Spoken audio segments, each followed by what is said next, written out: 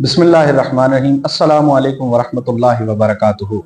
हाज़रीन व सामीन, मैं हूँ शाहिद इकबाल यूसुफी और आप देख रहे हैं हमारा प्रोग्राम फिक्री ज़ाविये।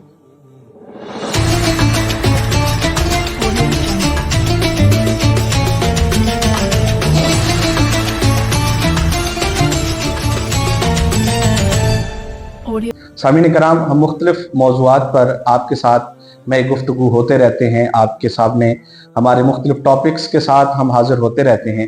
आज हम जिस टॉपिक पर बात करने जा रहे हैं उससे पहले, उसका तारुफ देने से पहले, आज हमारे साथ एक बड़ी अहम शख्सियत मौजूद हैं जिन्होंने हमें वक्त दिया और इस मौजू पर हम उनसे बात करेंगे और जानना चाहेंगे कि आज हम जिस मौजू पर बात कर रहे हैं वो है हकूक।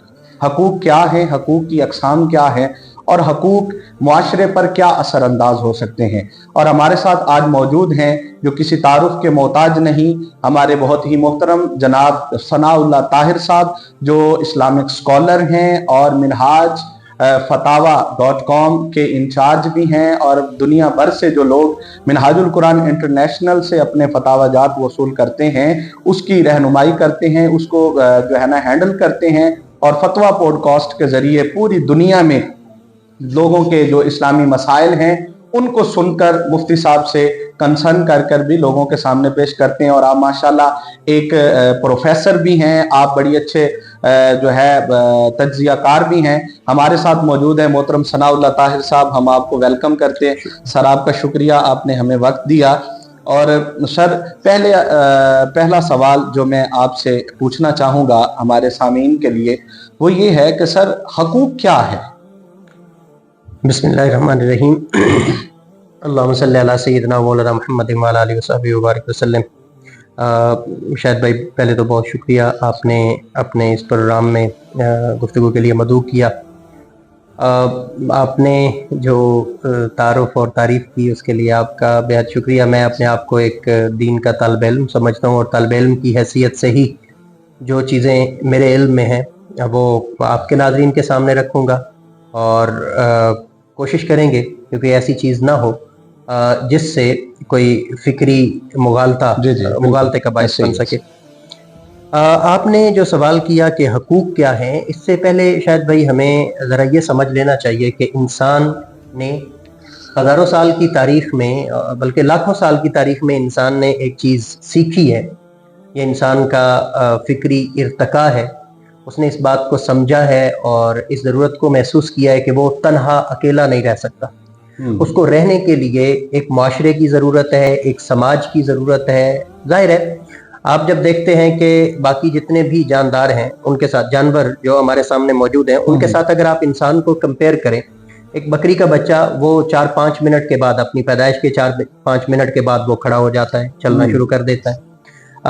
इसी तरह बाकी जानवर हैं, उनके कोई 4 दिन लेता है, कोई 5 दिन, कोई 1 हफ्ता, कोई 10 दिन के बाद वो बिल्कुल खाना पीना और चलना फिरना शुरू कर देते हैं। यानी उन्हें बहुत थोड़े अरसे के लिए माँ की ज़रूरत होती है। जब हम इंसान को देखते हैं तो इंसान के बारे में ये हम सब जानते हैं, बगैर किसी इम्तियाज़ मज़हब के, बगैर इम्तियाज़ नस्ल के और बगैर इम्तियाज़ इलाका के, हम सब जानते हैं कि इंसान को अपनी पैदाइश के बाद एक लंबे अरसे तक उसको खानदान की जरूरत है, उसको माँ की जरूरत, बहुत अच्छी बात की, बाप की जरूरत है।